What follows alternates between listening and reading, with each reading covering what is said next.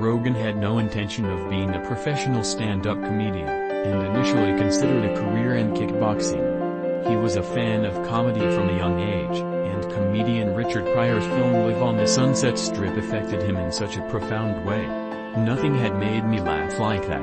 Rogan's friends from gym and Taekwondo school, whom he would make laugh with impressions and jokes, convinced him to have a go at stand-up comedy. At 21, after 6 months preparing material and practicing his delivery, he performed his first stand-up routine on August 27, 1988, at an open mic night at Stitch's Comedy Club in Boston.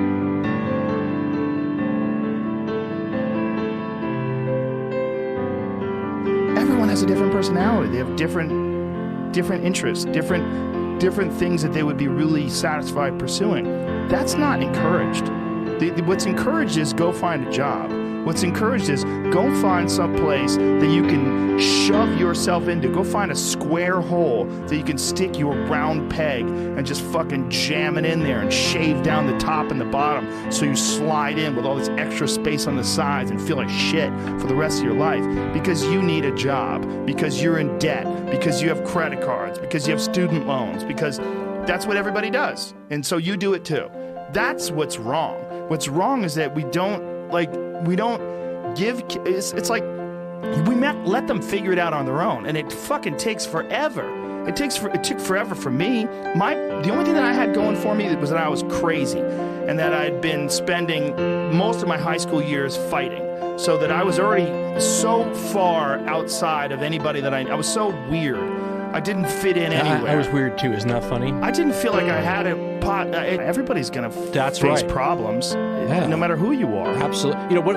It was a Kanye West who said, "Do rich people have problems? They're just different problems." I mean, it's everybody's got these challenges, but like you said, there's not a lot more stressful than having a ton of credit card debt, wondering if you're going to lose your house, wondering how you're going to pay for your kids' education. I mean, all those things are soul crushing. Not only that, because you're in debt, you get nervous, so it suppresses your ability to express take risks. yourself, take risks, because it's a cycle. You don't want to lose your gig. You don't want to, it's like, man, and you're tired. There's no way to live. You're tired. I mean, the one thing is, as you get older, I mean, it's funny because getting older is one of those things that you can only understand when you get there. So all through your life, you're going through these, God, isn't this the interesting part of being in your 30s or being in your 40s? So as I go into my 50s now, I'm sitting here going, energy is so under-talked about. Yeah. The ability to, like my buddy who wrote me and said, I feel like I screwed up my life. I didn't take enough chances. I played it safe and now I'm so unhappy.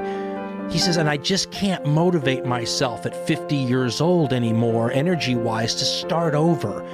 Energy is underrepresented. Write down what comes out of the brain. Because you capture those things. Yes, because capture if you them. Don't capture them, they will slip away. And sometimes the idea isn't good until the second half arrives later. Yeah. Right? So idea number 1's in your book from 5 years ago. Idea number 2 that finally completes that idea arrives later. I mean, I had a friend who was so creative, and he said he gets the best ideas at night. So he just turns on the light at the side of the table, writes it down in the book, and by morning there's another idea down there. Yeah. And quantity has a quality all its own, and sometimes a book filled with interesting ideas out of your individual unique head will help you later on. So write them down. Yeah, you have There's no to. downside. I have an app on my phone where I can just, the Notes app. You ever use that? Sure. It has a little microphone. It's filled. I talk into that thing, I do too. and it dictates it really almost perfectly.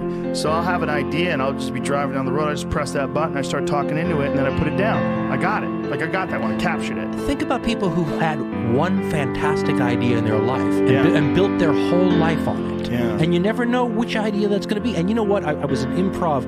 Again, you know more about this than I do, but I was a theater major for my first 2 years of college, and we did improv comedy.